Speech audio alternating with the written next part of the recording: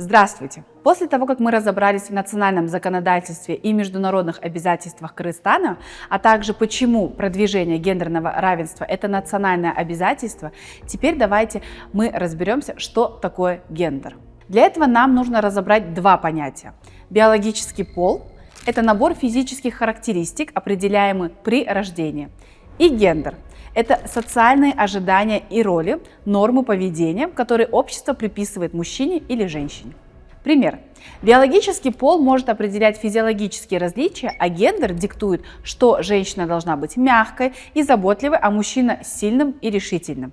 Впервые идея о том, что гендер – это социальный конструкт, появилась в середине 20 века. Одним из первых эту концепцию разработал американский социолог Джон Манни в 1950-х годах. Он выделил разницу между биологическим полом и гендером, подчеркивая, что гендер – это то, как общество воспринимает и определяет роли женщины и мужчин. Позже эту идею активно развивали ученые. Одна из них, Найла Кабир, известная исследовательница из Лондонской школы экономики, отмечала: гендер – это социально сконструированные роли, которые общество приписывает людям на основе их биологического пола. Эти роли формируют наши права, возможности и доступ к ресурсам. Симона де Бувар, французская писательница и философ, в 1949 году писала: «Женщиной не рождаются, ей становятся». Эта фраза подчеркивает, что социальные и культурные нормы формируют наше понимание женственности и мужественности. В Кыргызстане женщины и мужчины с одинаковыми биологическими характеристиками могут выполнять разные роли в зависимости от региона, традиций и общественных ожиданий. История Кыргызстана знает примеры женщин, которые бросили вызов устоявшимся нормам. Курманжан Датка, известная как Алайская царица, в XIX веке стала политическим лидером, объединившим племена и отстаивавшим интересы народа. Уркуя Салиева, активистка начала 20 века, боролась за права женщин и была убита за свою деятельность.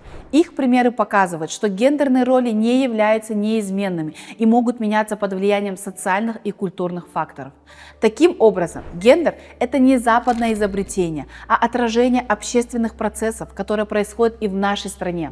Понимание этого помогает нам строить более справедливое и равноправное общество. Гендерные роли – это совокупность социальных норм и ожиданий, определяющих, какие виды поведения, действия и обязанности считаются приемлемыми, подходящими или желательными для людей в зависимости от их гендерной принадлежности. Эти роли формируются под влиянием культурных, исторических и социальных факторов и могут существенно различаться в разных обществах и культурах. Понимание гендерных ролей важно для анализа того, как социальные нормы и структуры влияют на жизнь и возможности различных групп мужчин и женщин. Как часто вы слышите фразы обращения мальчиков «мужчины не плачут» или «не будь девчонкой» или по отношению к девчонкам. Может, часто слышали «девочка должна быть скромной и аккуратной», «не будешь уметь готовить, кто тебя замуж возьмет». Здесь будет важно привести пример женщин и мужчин, которые сами для себя определили, какую жизнь выбрать. Если бы Айсулу Туныбекова и Мэрим Джуманазарова следовали бы гендерной роли, которая закреплена за женщинами в нашем обществе, то флаг Кыргызстана никогда не развивался на пьедестале Олимпийских игр и чемпионатах мира. Потому что, согласно социальным нормам, борьба – это не женский спорт. Сколько творческого счастья подарили зрителям Уран Сарбагышев и Чолпонбек Базарбаев. Но этому не суждено было случиться, если бы прислушивались к стереотипному мнению, что артист балета не мужская профессия. Таким образом, не существует абсолютно мужских и женских ролей, профессий и призваний.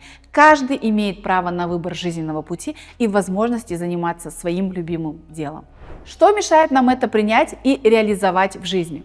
Ответ – стереотипы. Стереотипы – это устойчивые и упрощенные представления или предубеждения о характеристиках поведения или ролях определенных групп людей, основанные на их принадлежности к определенному полу, расе, этнической группе или другим социальным категориям. Именно стереотипы лежат в основе пирамиды насилия, которую мы с вами рассмотрим в уроке про гендерное насилие. Сейчас важно запомнить, что стереотипы не позволяют развиваться людям в различных сферах. Они нас ограничивают, и они могут стать источником дискриминации. В чем заключается разница между биологическим полом и гендером? Вариант А. Биологический пол и гендер – это одно и то же, поскольку оба определяются при рождении. Вариант Б. Биологический пол – это физические характеристики человека, а гендер – это социальные роли и ожидания, формируемые обществом. Вариант В. Биологический пол меняется в зависимости от культурных традиций, а гендер остается неизменным. Вопрос номер 2. Почему гендерные роли различаются в разных странах? А. Потому что социальные нормы, традиции и культурные ожидания различаются. Вариант Б. Потому что биологический пол отличается в зависимости от региона. Вариант В. Потому что климат влияет на поведение людей. Вопрос номер 3. Что мешает людям свободно выбирать свой жизненный путь и профессию? Стереотипы, пол человека или внешность человека? На экране вы видите ответы на все вопросы.